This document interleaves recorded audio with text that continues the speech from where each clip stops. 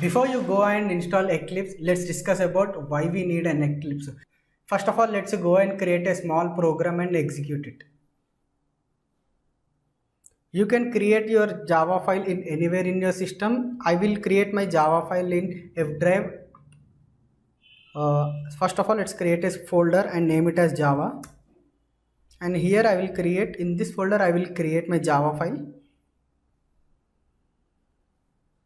Click on Java. Let's name it as the first program.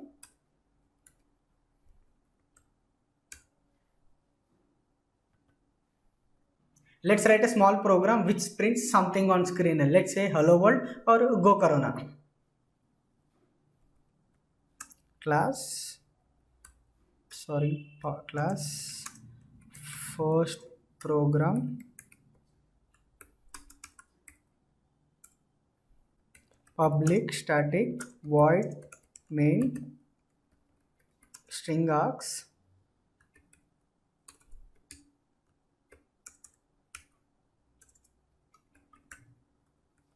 system.out.println hello world. Yeah, that's it.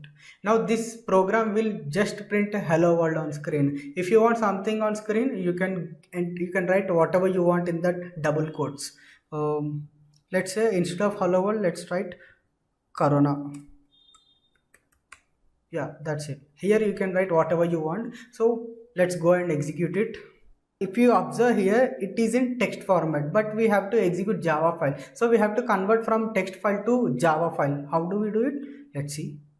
Open this Java program and click on file and click on save as. And here, instead of text document, select all files, and at the end of the file name, enter .java. That's it. Here if you can see, a Java file is created. This is your actual Java file. This is just a text file. Now let's go and execute this file. Open command prompt. My Java file is in F drive and in Java folder. So before I execute Java file, first I have to navigate to that folder. How do I go there? Let's see. Click F:. Right now we are in F drive. From F drive we have to go to Java folder. You can go from F drive to Java folder with the help of a command called cd space Java. Cd means change directory. Cd space, our folder name is Java.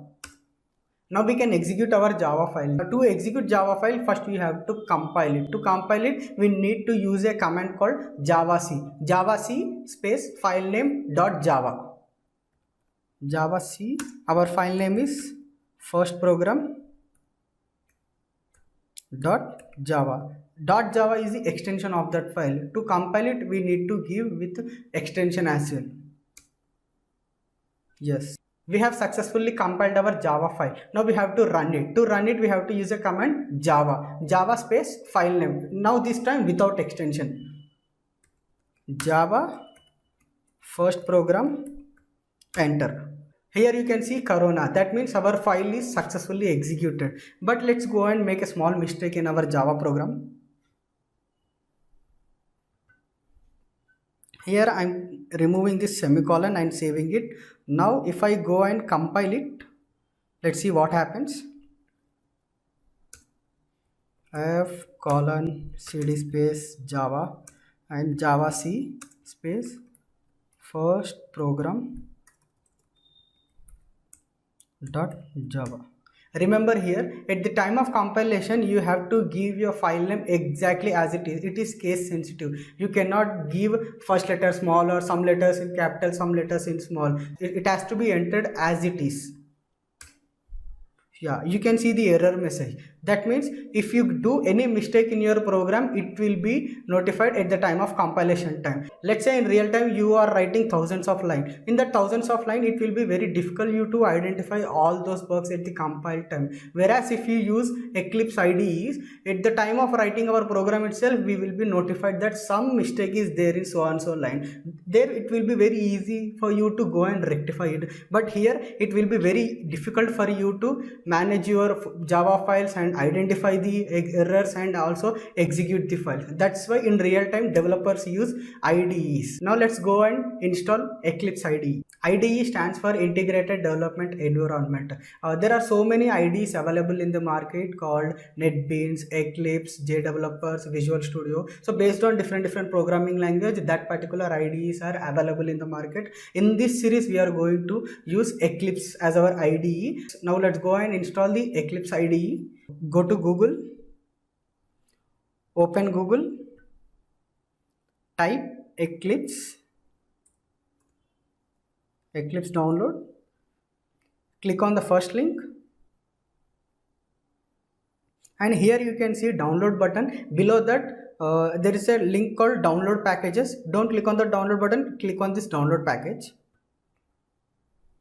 Here you can see different versions of Eclipse IDE, and now we need to install Enterprise Java Developers version. So in the right side you can see Windows, Mac, Linux for this version of Eclipse IDE. Since I am using Windows operating system, I'll click on Windows. If you are using Mac, you go for it, and if Linux, then click on Linux link.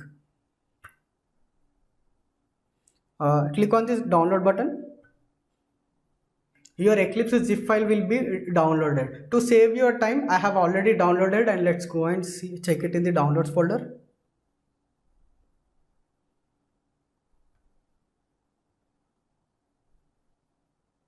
Here it is already available. Now zip file is already downloaded in my system. Now we need to extract it. How do we extract it? Just right click on the zip file, and here you can see extract all. Click on it and click on this extract button. That's it. Your zip file will be extracted. But instead of extracting it in downloads folder, I prefer you to save this zip file in any other drive. Let's say D drive, E drive, or F drive, any of them. Because tomorrow if something happens to your C drive, that means your operating system is crashed, still your software is available in your F drive. I have already saved it in my F drive and also extracted it. It will take some time for you to extract it. You can pause the video here till it's get extracted. Once it is extracted completely, open that file, click on this Eclipse. Here you can see the Eclipse file, double click on it. It will take some time to load. Click on launch button.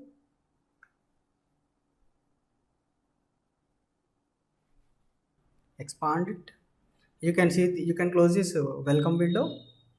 That's it guys, you have successfully installed Eclipse in your system. Now let's go and create a Java project. Click on this file and go to new and click on others, and here you can see a Java project. Click on next. Enter your project name. I'll enter first project.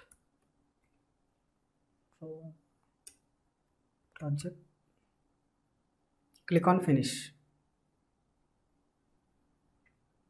Click on done create. Opens perspective. Yeah, we have created a project successfully. Expand this first project, and here you can see src folder. Src folder is a source folder where you will create all your Java files in that folder. Right click on that src folder and go to new and click on class. Here you can give your class name. Let's say our class name is first program. Click on finish. A Java file is created. Now let's write a small program which prints again something on screen. Public static void main string args.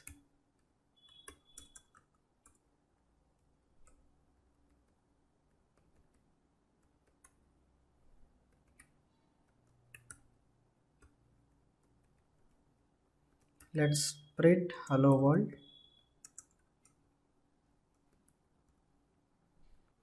I know as a beginner this code doesn't make any sense to you, but don't worry about this guys. In this video we are only discussing about the installation part. In the upcoming videos we will discuss each and every word which you are seeing on the screen right now. But just focus on the installation part. Now to execute this file, here you can see a play button, but that is actually a run button. To run your Java file, click on it. Yeah, below you can see hello world program. Now let's make a mistake in this program. Let's go and remove this semicolon and save. See, as soon as you save, you can see the error at line 6. That means your Eclipse is telling you that there is some error at line 6. This is how your Eclipse inform you at the time of writing itself. So this is not the only advantage of using Eclipse. Using Eclipse, your project management will be easy. You can also manage your Java files easily, and you can also debug very easily, and you can also navigate from one file to another file. That's all about the installation of Eclipse. If you like this video, do like, share, comment and subscribe to my channel, Full Stack Tech Hub.